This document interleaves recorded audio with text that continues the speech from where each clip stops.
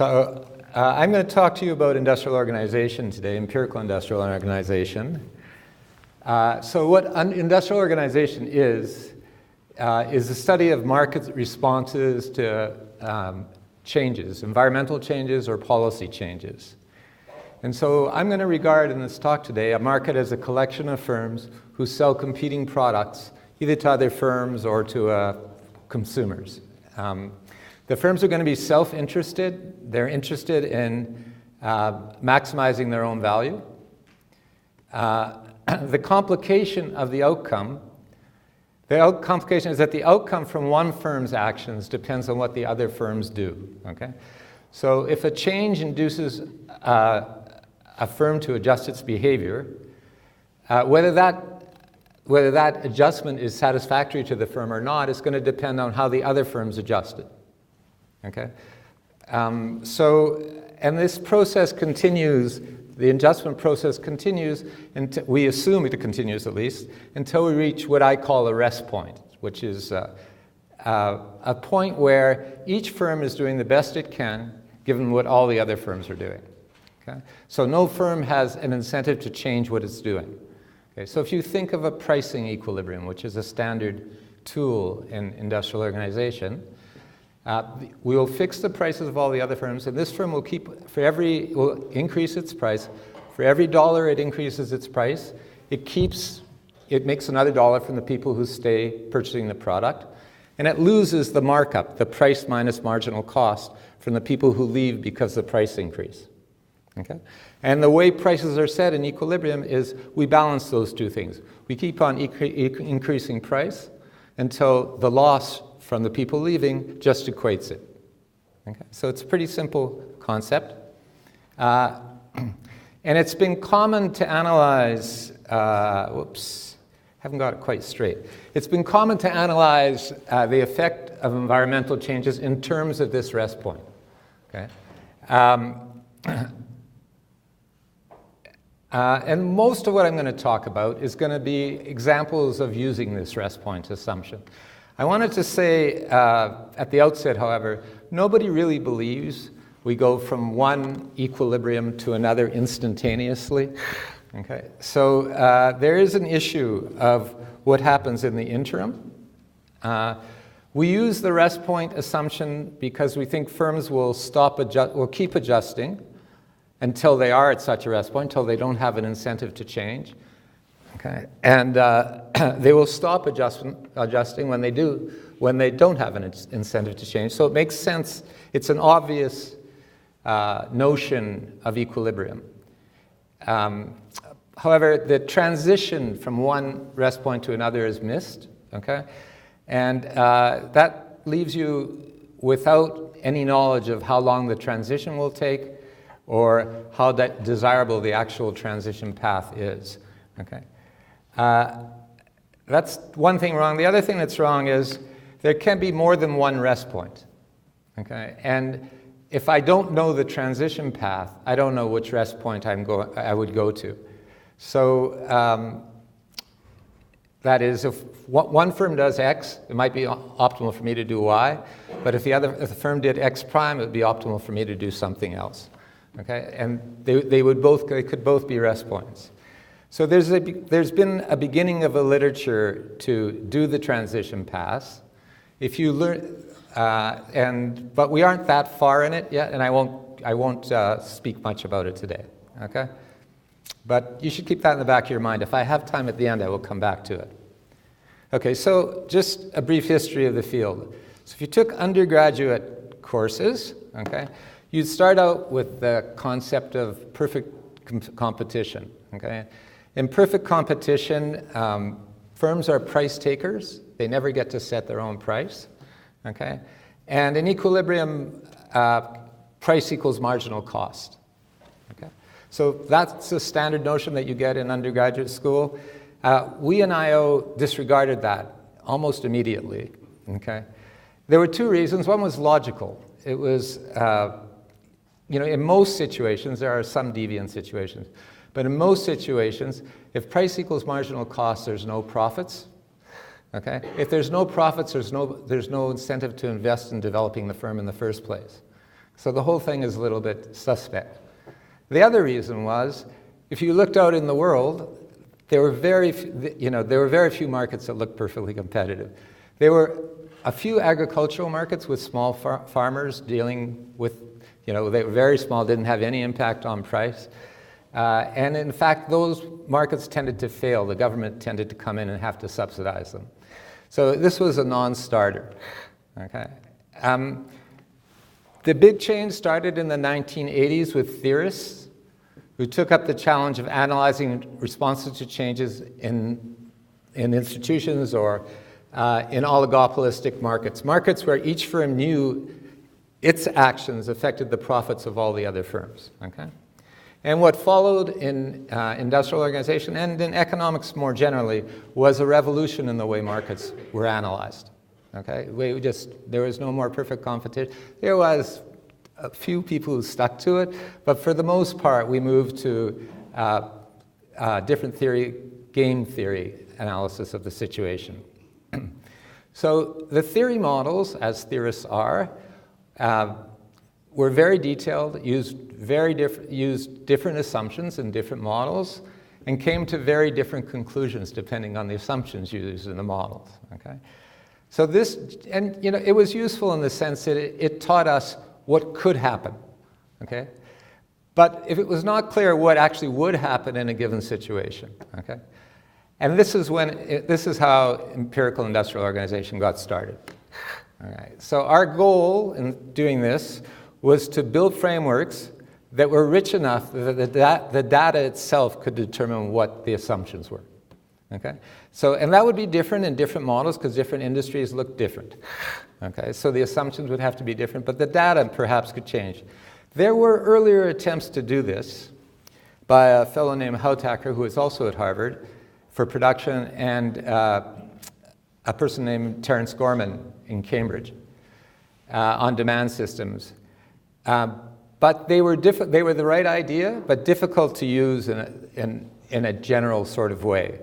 So we needed a framework that could encompass many assumptions and let the data determine which ones were right. So what changed? What allowed this revolution? What allowed the empirical guys into this revolution? Just simply computerization. It was very simple. We now had computers and the computers generated the data, and the data generated the econometric techniques and the computation abilities to do more complex things that fit in the exact assumptions of different industries. Okay? So actually, two related literatures developed. One part of the literature was initially associated with Jean-Jacques Lafont and the Toulouse School, where the emphasis was on regulatory issues and auctions. Okay? So these are situations where the information held by different agents, okay, is crucial to the problem. Exactly how exactly what the regulator knows about the firm being regulated and what the regulated firm knows about the regulator become central to the thing, to the analysis. This was not the literature I was most involved in. The second literature, the one that I was involved in, dealt with the interaction among competing firms in a given product market. So here our focus was on the development, pricing, profitability, welfare implications of the products brought to market. Okay. I'm going to start with that part of the literature with competition among a known set of products. The set of products are fixed and their cost functions are fixed. Okay? This ignores investment in physical assets and product development. That's the part of the literature we usually call dynamics. That part of the literature is developing. It's not quite as well developed, and I don't have as many good stories to tell you or pictures to show you from that side of the literature. If we have time at the end, I hope I get to it. Okay, so what did we need in order to analyze markets? So how did we start this? So we needed a model for how much, say we're doing consumers, we're selling products to consumers. We needed a model for how much of these products would be purchased at various prices. Because that's the incentives, to set price and to bring in new products, okay?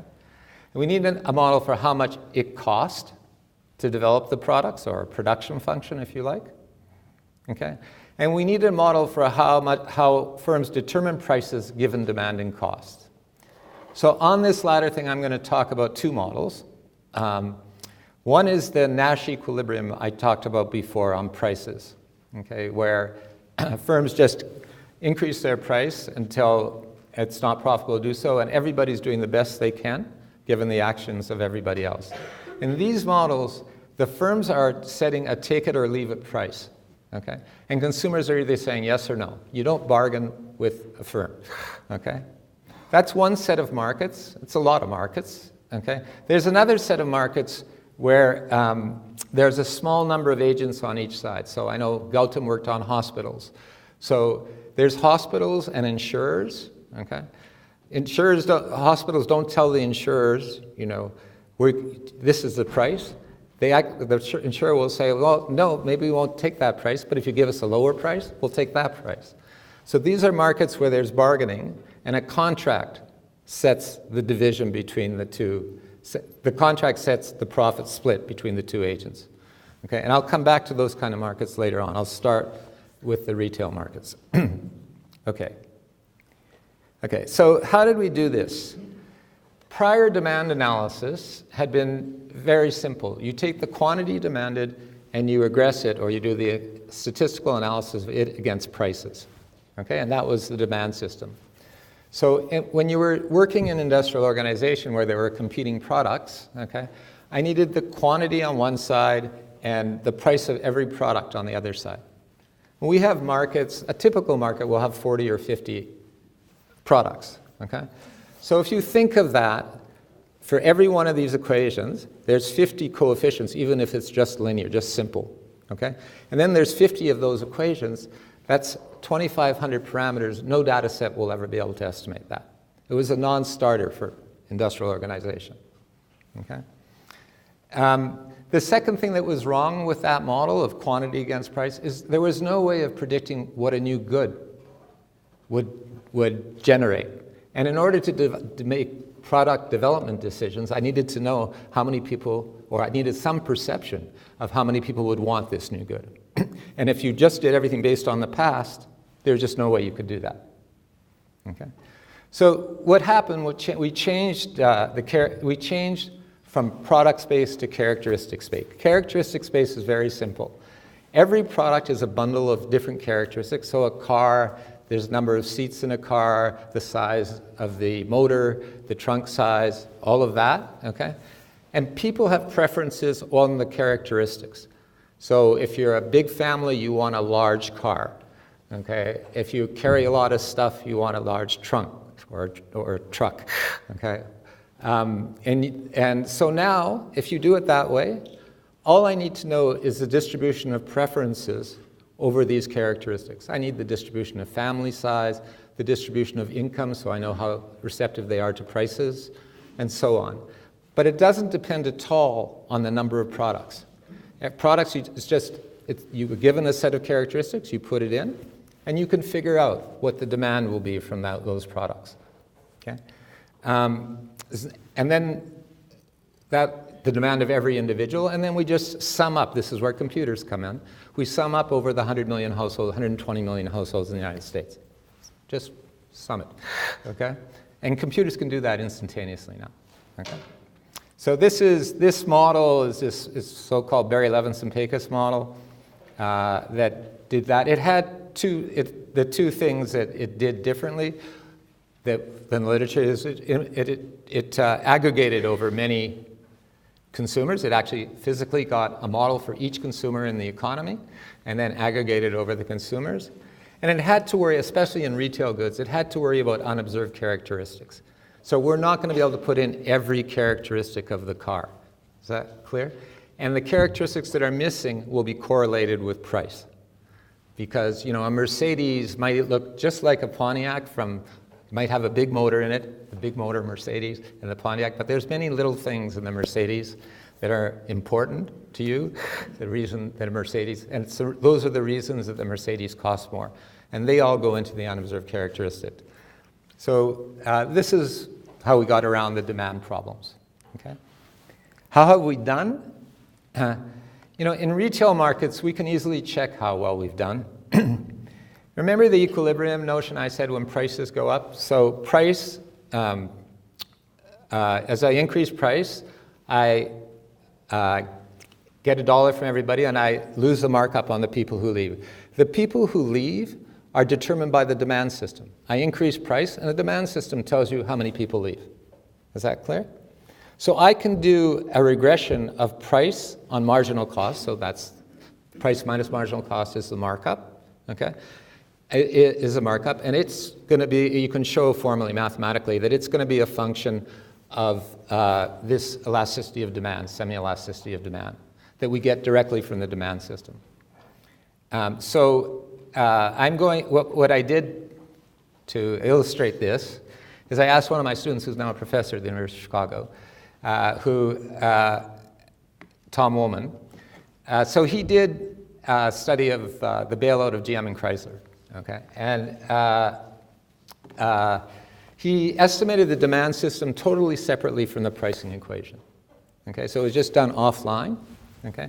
And I asked him to bring down the elasticity of demand needed for this markup equation, and then just do a regression of price on the cost components and the elasticity of demand, okay? That regression, if we're right, it should fit well, okay?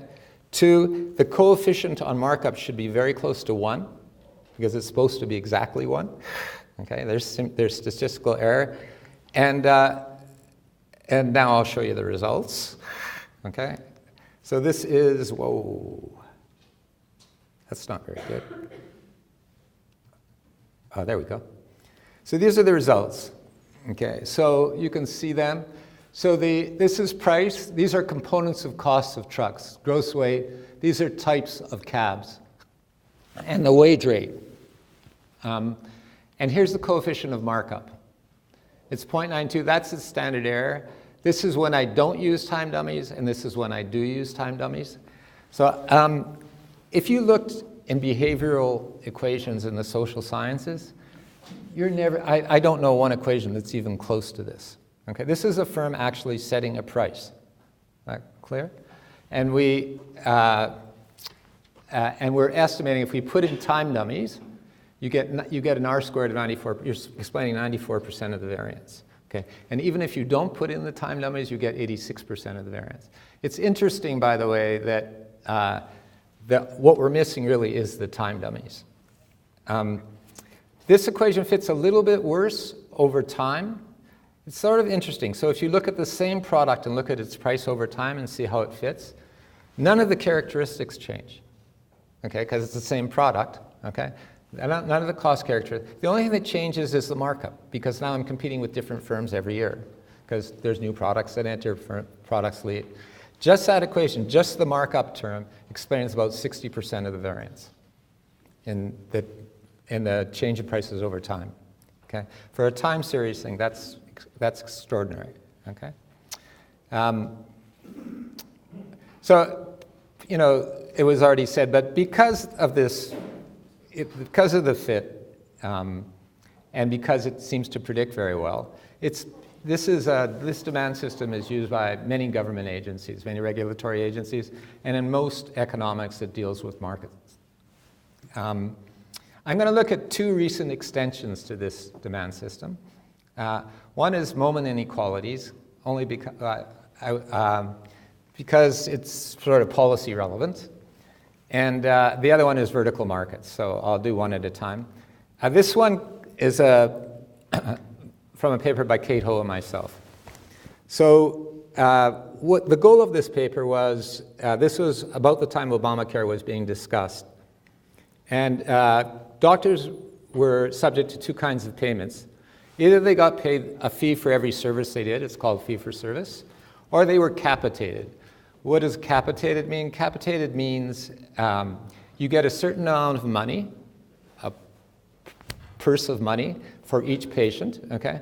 And if you spend less than that, you get to keep the money, okay? So it gives the doctor an incentive to minimize cost, okay? Of course, the problem with using capitation is everybody worried that capitation, what it would do is it would make doctors skimp on quality. You would not get as much quality because they were worried about cost. Okay? So we set up a model where some combination of the doctor and patient, and we don't know what combination, chose a hospital to send somebody to based on price, the quality for the given condition of the patient, and convenience factors, largely distance from the patient's home. Okay? This was for obstetrics, which, by the way, you might not know, but is the biggest patient pool in the country. Okay? So there's more obstetrics patients than anybody else. Somebody once told me when I gave this paper that, everybody's born once. Not everybody gets cancer. So, but it's true, obstetrics is the biggest.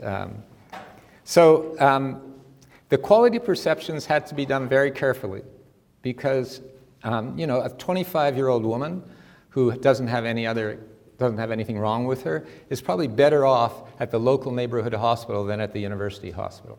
Okay? It's more convenient. She'll have her own room. Okay? She'll have better food, and the doctors will pay more attention to her. Okay? You only really need to go to, in Boston it's MGH, the Harvard Hospital, if you're, older or you have breathing problems or you have ovarian cancer or some other condition. Okay? So our quality terms, there were several thousand of them. We differentiated by every possible thing we could think of, and they were different for every insurer. We let every insurer have different perceptions of quality, okay? And for every hospital. And we let every insurer care differently about quality and price, okay? And then what we did is we differentiated between those insurers who were capitated and those insurers who weren't, okay? And we see if they behave differently, okay? So that's where we're going. I'll give you the kind of fits we got. So I have to go down again. So the first curve, remember I said we estimated about 3,000 quality coefficients? The first curve just shows the fit of the estimated ones, okay, against assuming that each insurer in his own market had the same relative ranking of hospitals for that diagnosis. Is that clear? The fit's almost perfect, okay?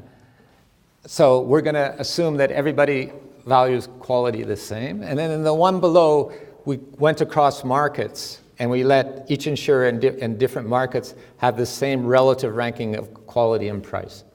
Fit's a little bit worse, but for econometrics, that's pretty good. Okay?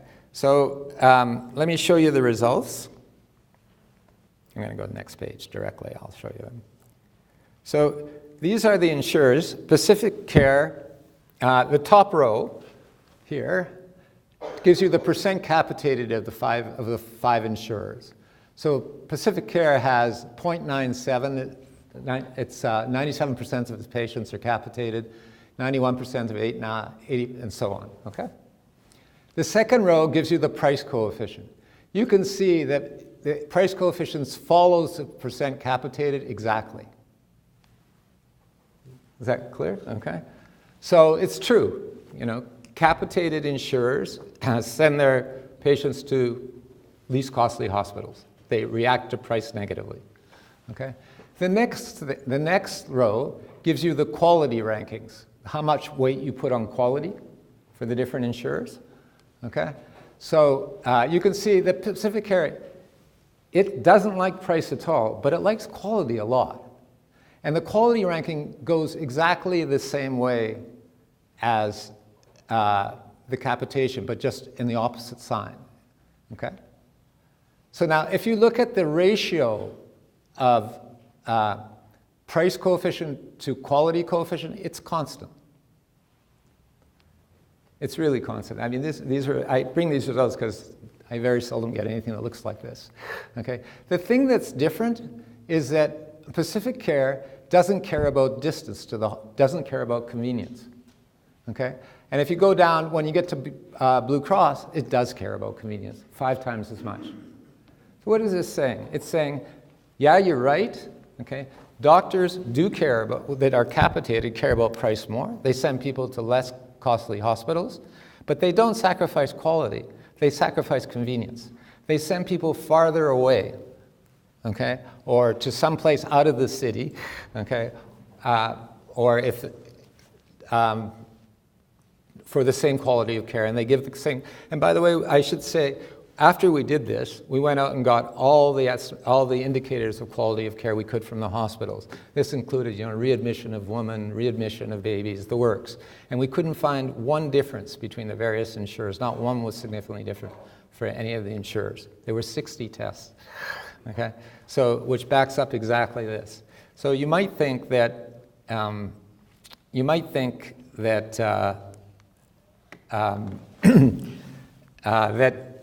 capitation is not such a bad thing, especially in a world that we live in, because in the world we live in, we view, this country at least until recently, this company viewed healthcare as, as a right of an individual. That is, a certain amount of healthcare as a right of an individual.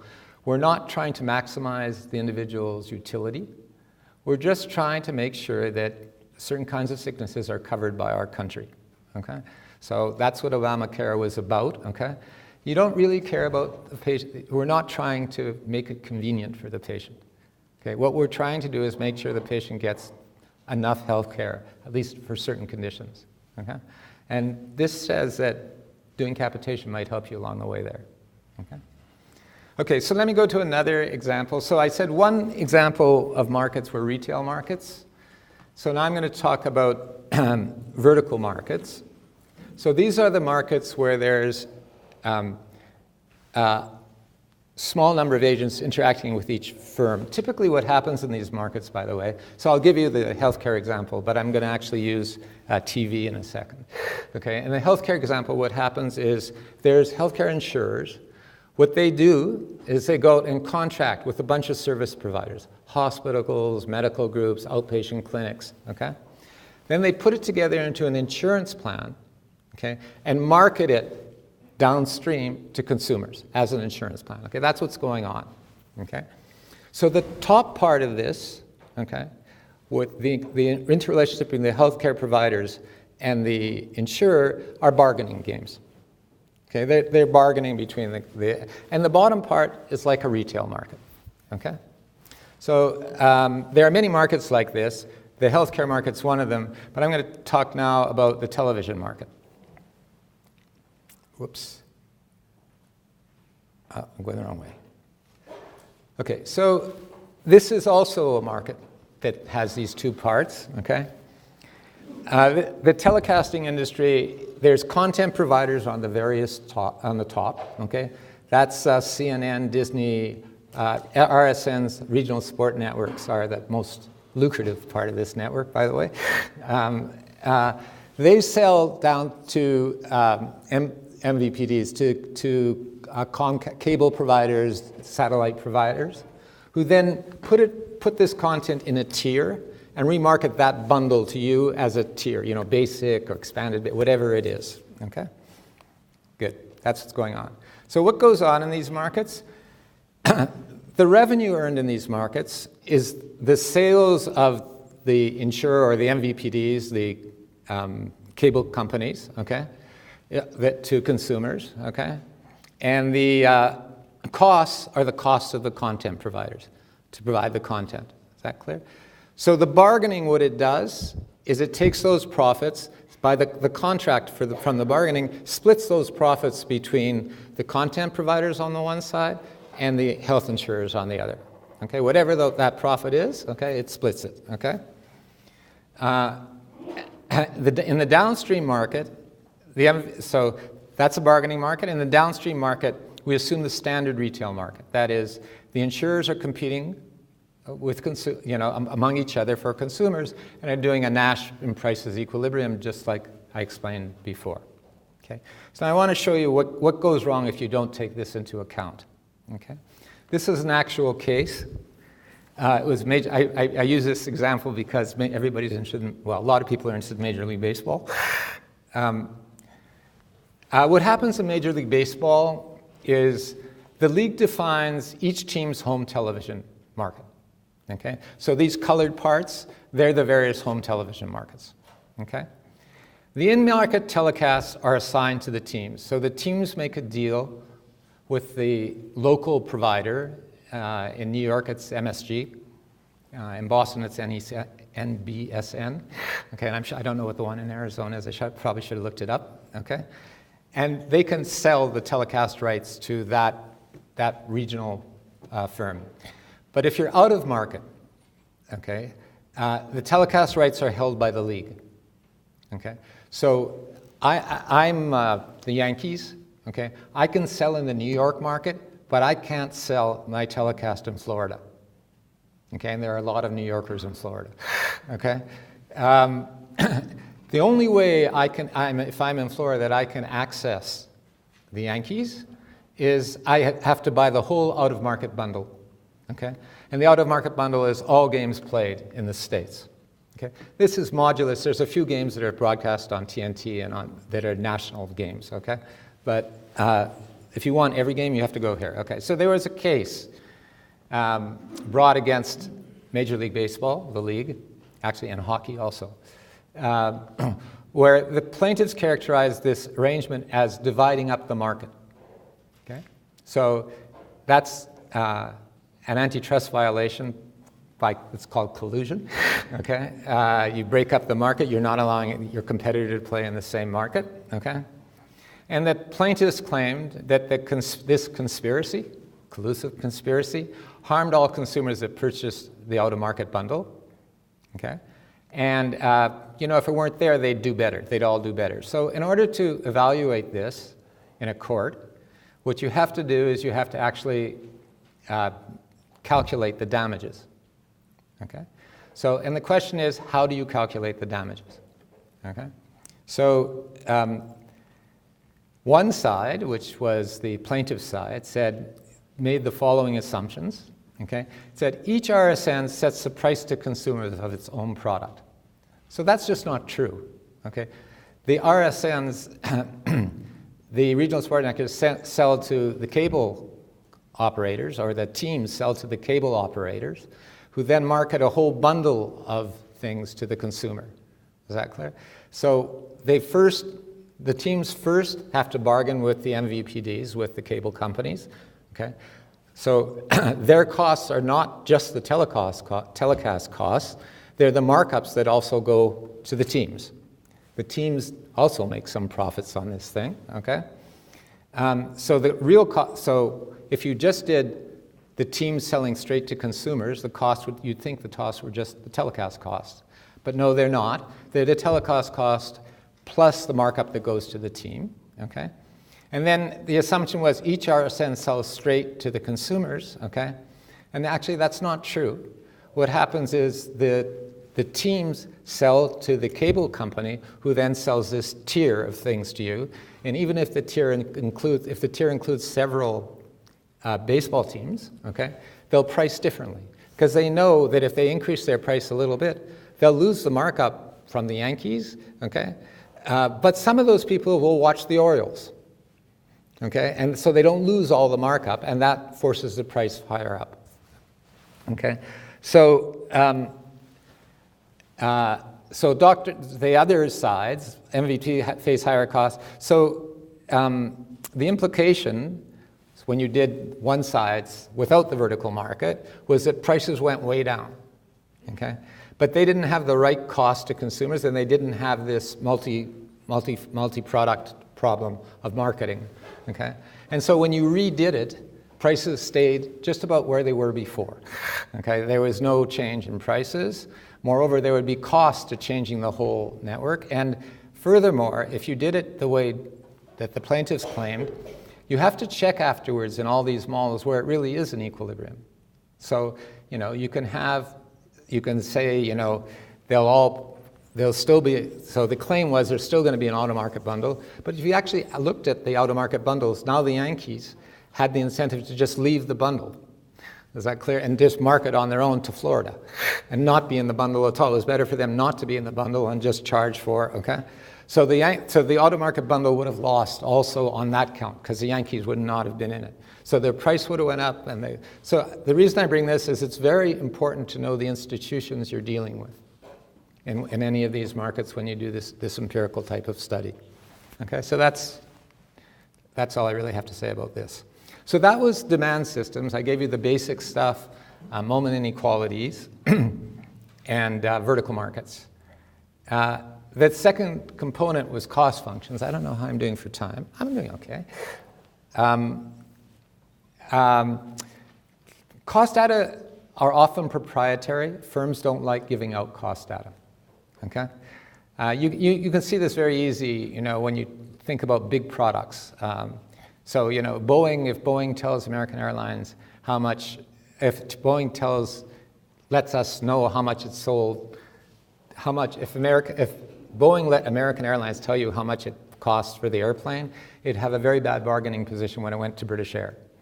Okay, so firms tend not to let out. The exception is in regulated industries, in particular insurance industries, insurance markets, okay, and in some financial transactions, finance markets. So there are some sites here. I don't have time to talk about this much. I should tell you that what the new advances in this, they're not so new anymore. They allowed you to analyze what's called adverse selection and moral hazard. So adverse selection is what people in the health insurance industry are worrying about if not everybody is forced to have insurance. Because the people who don't get the insurance, if not everybody's forced to have insurance, are going to be the people who aren't sick. Okay, so it will load, that's why the selection is adverse. Only the people who are sick will go to insurance, okay? And the people who are sicker will go to more higher coverage insurance plans, okay? And that's a problem. And moral hazard is the situation where because you have a certain kind, so because you're insured to go to the doctor and you don't have to pay for it, you'll go to the doctor more times than you need to go to the doctor, okay? So we've worked out how to do that. I'm not going to talk about it today. It's a fault on my side, but there's only a certain amount you can do in an hour. I am going to talk about production functions and productivity. So you hear about productivity. So this is the cost side still, okay? The more traditional cost side, actually. Productivity is defined as the ratio of outputs to inputs, okay? So our interest in productivity is twofold, okay? You want to analyze the efficiency of the allocation of output. Remember, these are imperfectly competitive markets. They're not necessarily efficient, okay? And you want to know if the change in the environment made it more efficient. What does more efficient mean? Modulus everything else, nothing else goes wrong. You'd like the more productive firms to produce more of the goods, and the least productive to produce less of the goods, okay? Okay. The second reason for being interested in productivity is you want to analyze the impact of infrastructure. Has it really made more output per unit of input, or scientific advances, or research advances, or spillovers from knowledge-producing activities? All those things you tend to analyze through productivity analysis, okay? And we had the advantage with productivity analysis because we had largely the census data on plants. We knew their inputs and their outputs. Okay, we may not know the costs associated with them, but we knew the actual physical quantities of inputs and outputs. Okay. So the first problem we had to settle, and this, by the way, the opening up of the census offices is reasonably recent. I was on the census advisory panel when we started this. So to do this, I need output over inputs, so I need an index of inputs. I got to somehow put labor together with capital, with materials and things in one index and then divide, okay? So that's what we call a production function, okay? The transformation of inputs to output is what we call a production function. So you had to be able to estimate it. So I'm going to now tell you the problems that arise in estimating it using an example. This example is due to Steve Ollie and myself. So usually when we're interested in productivity analysis, or actually most changes, we're interested in a big change, and we're interested in seeing what happened after this big change.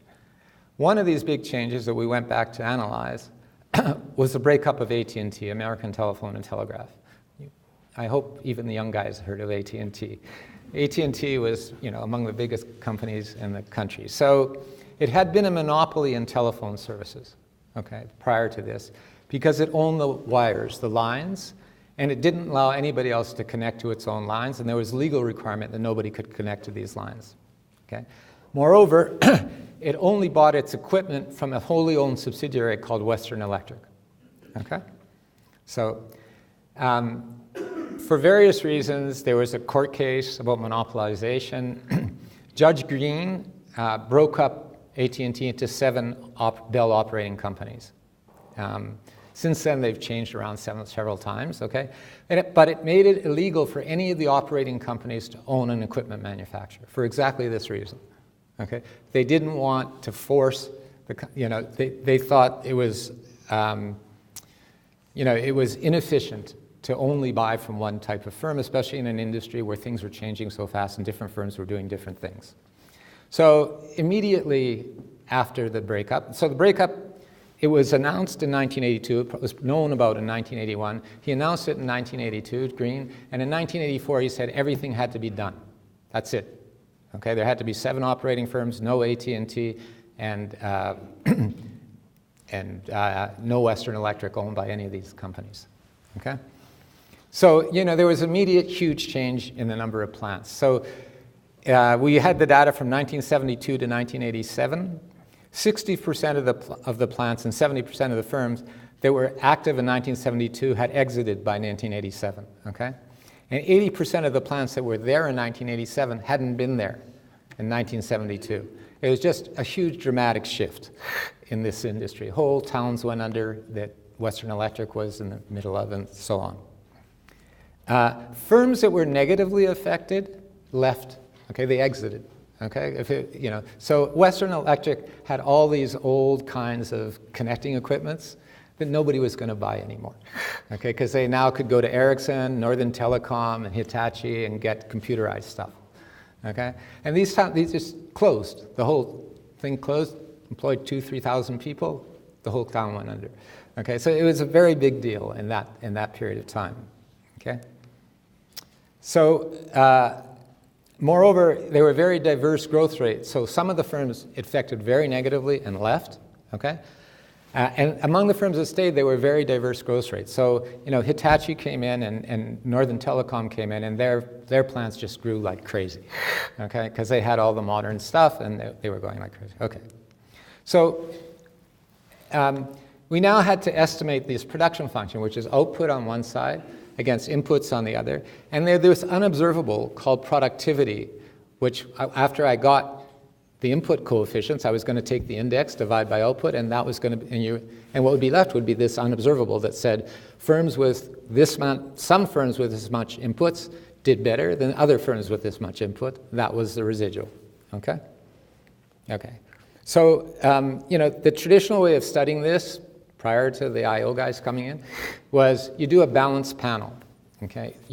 Because it's complicated to analyze exit and entry, you just you throw everybody out who exited during the time period, okay? And don't get people who came in during the period, okay?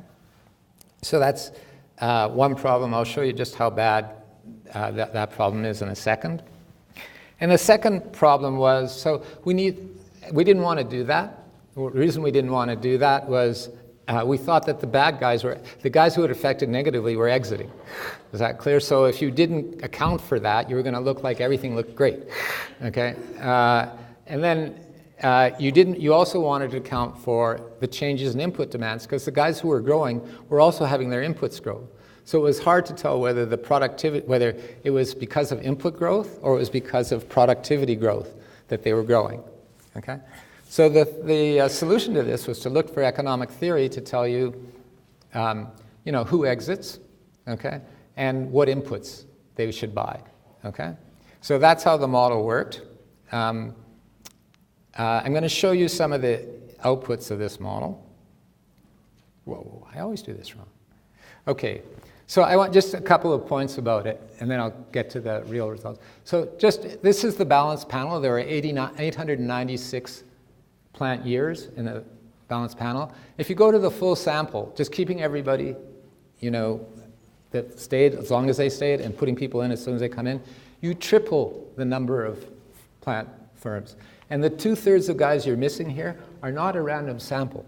They're the guys either who exited and did very poorly because of the change, okay? Or they're the guys who, came in because they had something to offer. Okay, so it's a very select sample, and you might think that you get the wrong answers. And if you look at the coefficients, you do. So if you just use this data, you get a labor coefficient of 0.85. And if you just do the same thing with everybody in, there's a fancy correction that we do. It goes to 0.69, and the capital coefficient doubles, and it gets even higher when you do it correctly. Okay, so it's a big difference, and it makes a difference in the numbers that I'm going to show you now.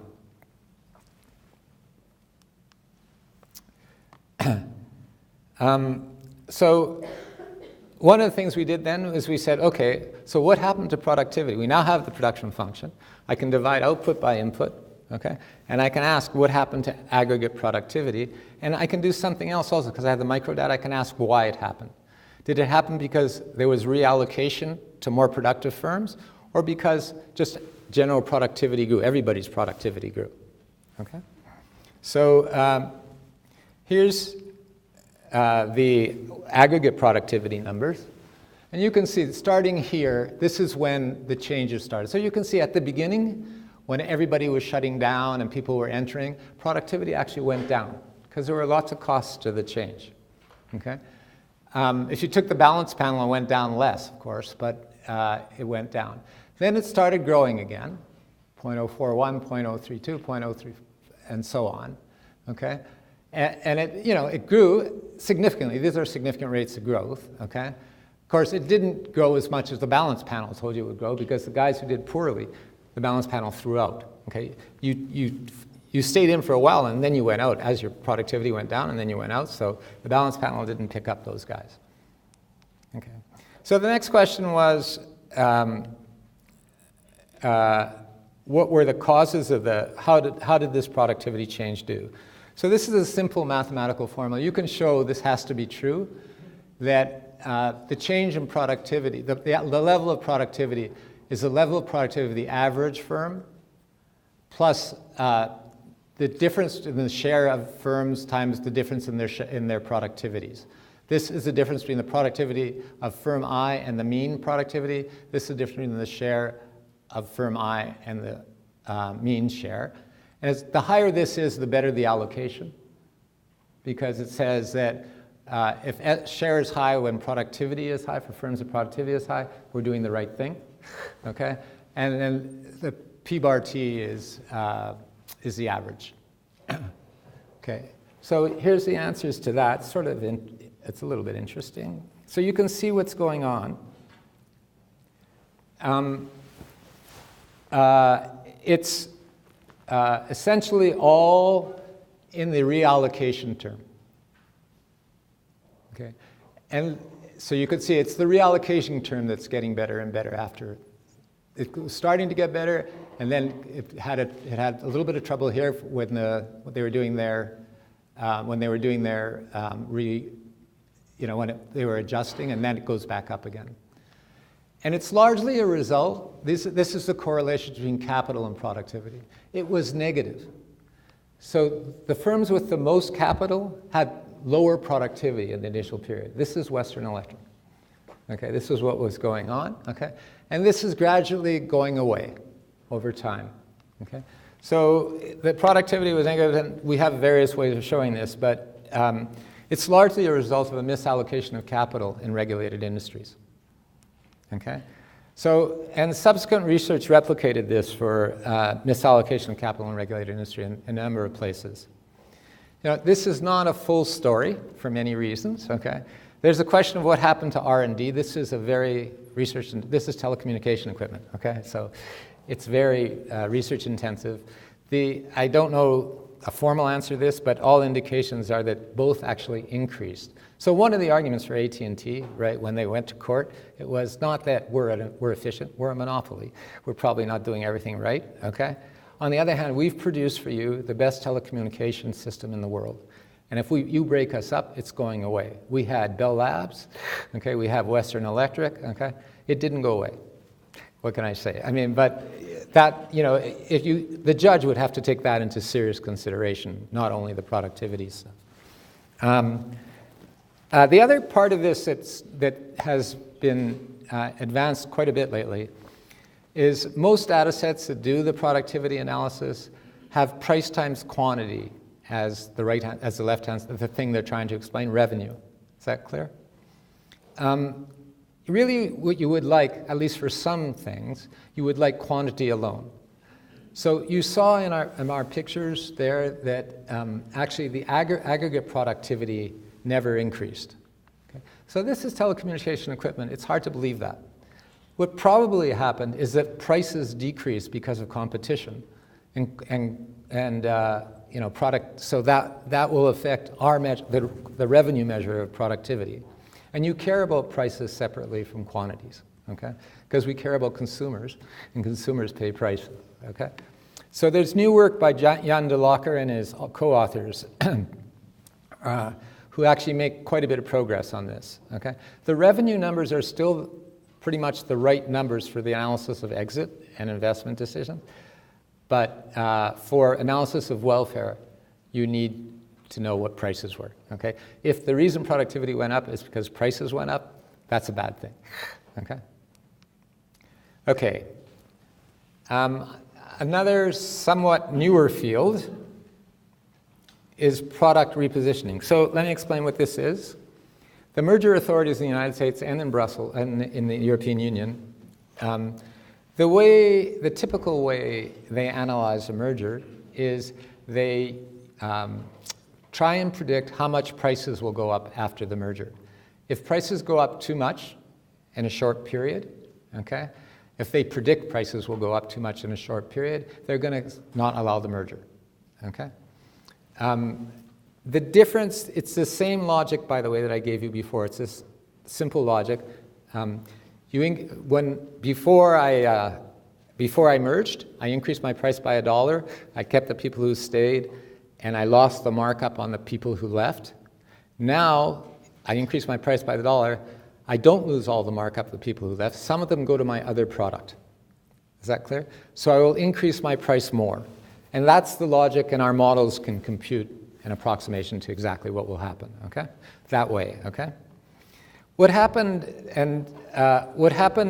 in several of the recent papers showed that, well, this is not quite right, because sometimes products can be repositioned very fast, okay? Just as fast as price, okay? So you cannot hold the characteristics of the product fixed, because as a result of the merger, they may change their price, their characteristics. Is that clear? And that will change that. Okay. So I'm going to give you an example of this. It's not due to me. It's due to a guy named Chris Noskal. But first, I'm going to tell you how you analyze it. It's very simple analysis. So the thing you need differently than I've given you already, okay, is the fixed cost of repositioning a product. Because in order to figure out which products will be repositioned, I have to know where the increment in profit from putting the product somewhere else is greater than the fixed cost of moving it. Okay?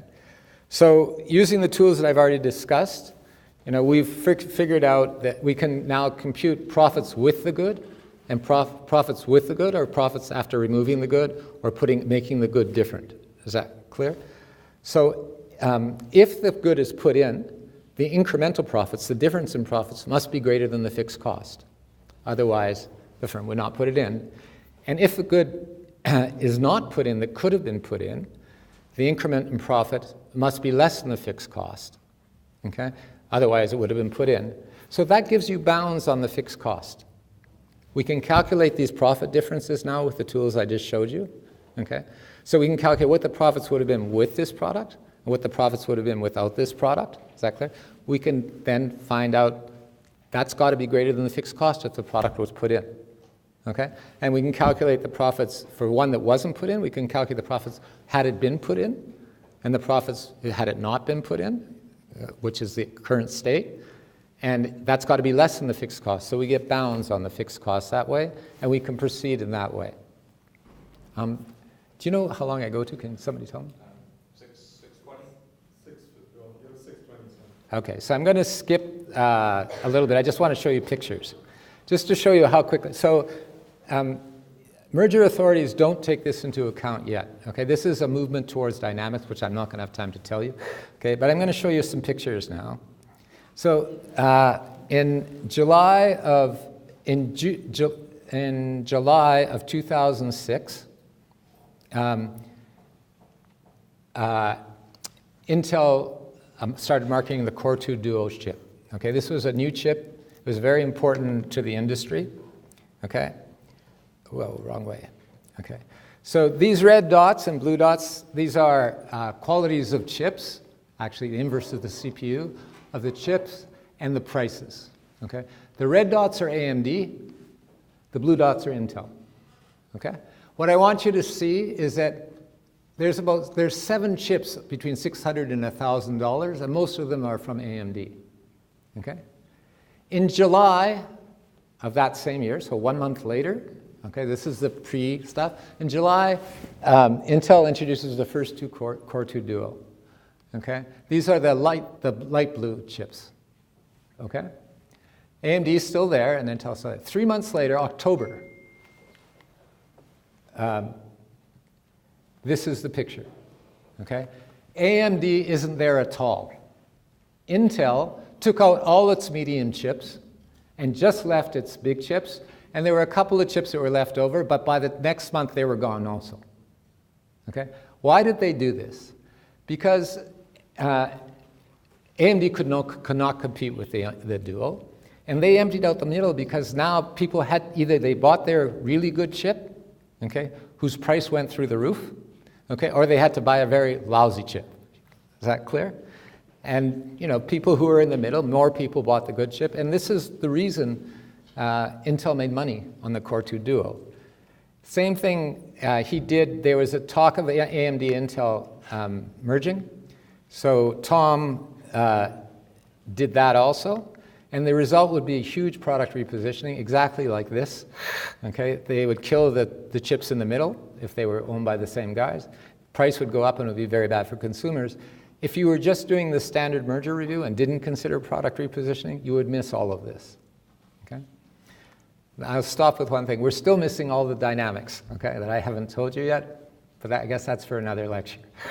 Because it's now 6:19. I should take questions.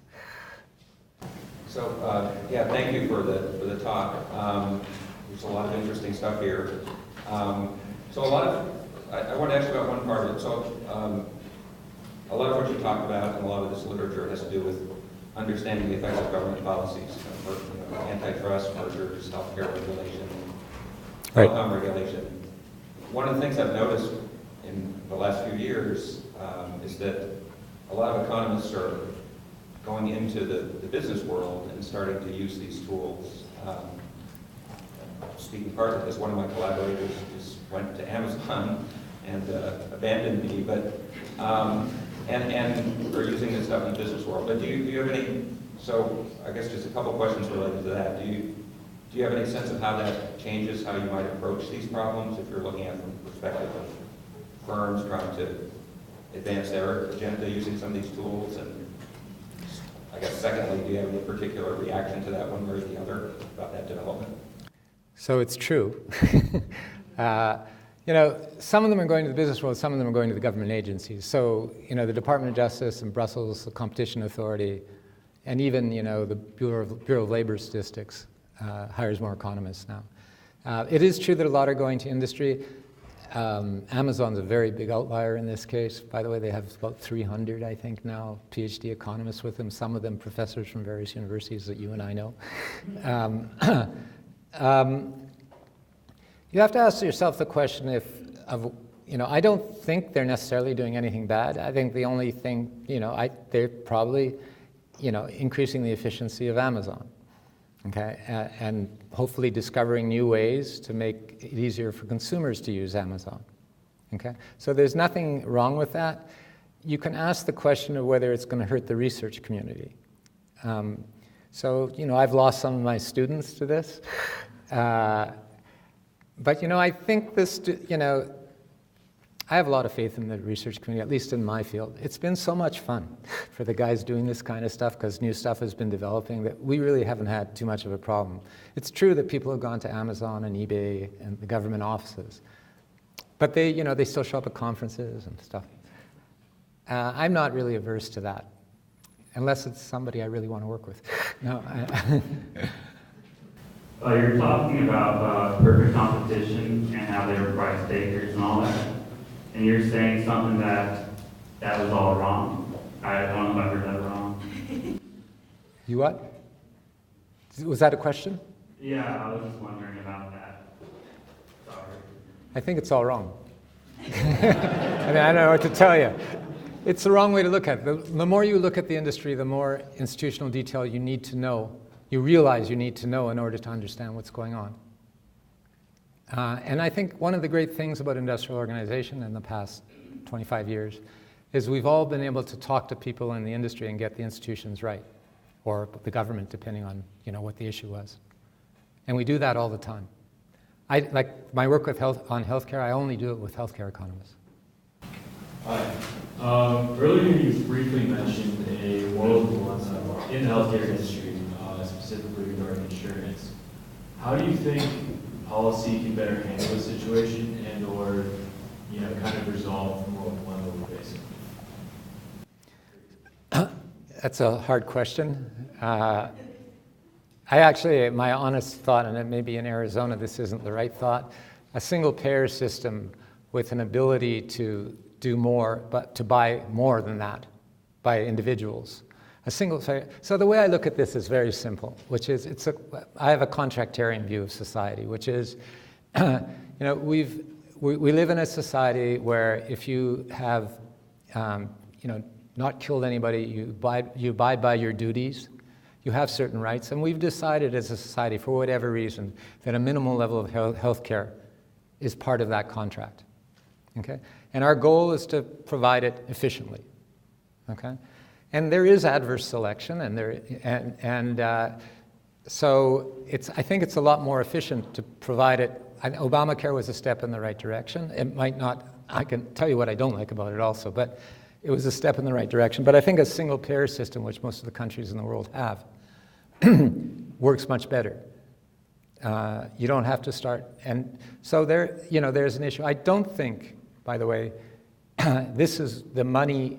The fact that the United States, which is true, spends a lot more on healthcare than any other developed country in the world, probably about double the UK, for example, as a fraction of GDP.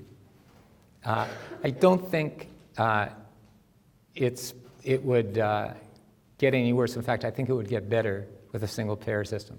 I do think, by the way, that people should be allowed to buy extra insurance. If they want to buy extra insurance, have a gold-plated plan, that's their own business.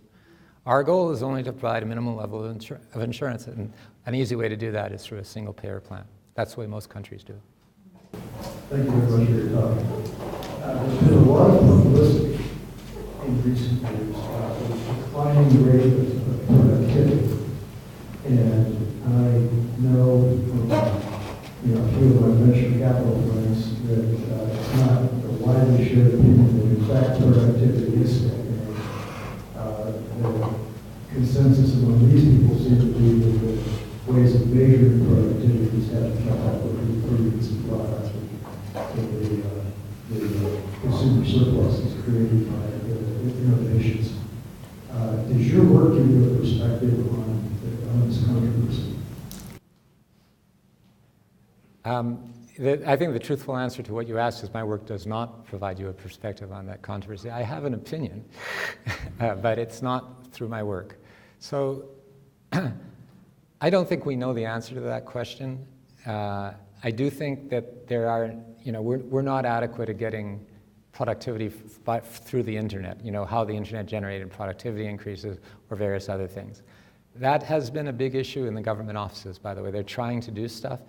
It's also for the price index, they're trying to do stuff to fix from that, because a lot of stuff is now bought online. I don't know about that. I do think the one fact that's come out fairly clearly from the literature is that the share of labor has gone down. That's not necessarily bad, by the way. but the share of labor has gone down in the economy. So that means the returns to other factors like R&D and capital have gone up. That's not a bad necessarily, having a Google search engine is not a bad thing, and somebody has to pay for it. So, but I think that is a fact, that the share of labor has gone down. I also don't think the other thing that's in the newspaper all the time is the level of concentration of industries are going up, and I think that's not true either. The studies I've seen say it's not gone up, it's just the way you're measuring it. That is, if you measure it at a national level, take cable. Now there's Comcast and Verizon, and Comcast and Verizon are a huge part of the market now. Excuse me, I should do this. But if you go locally, okay, now, so what happened initially in cable is that all the cities did a monopoly contract with one of the providers. And that guaranteed, they laid in the wires to the home. Excuse me. They laid in the wires to the home, and in return for that, they got a monopoly thing. But the contracts are going away now, and so there's overbuild. There's actually more competition and there's satellite. So if you just look at the national numbers and you don't look at the local numbers, okay, you'll get it all wrong. And I think the newspapers have largely gotten it all wrong. Okay, so, but I don't really have an answer to your question. I have a question about behavioral economics. Just what I do. What?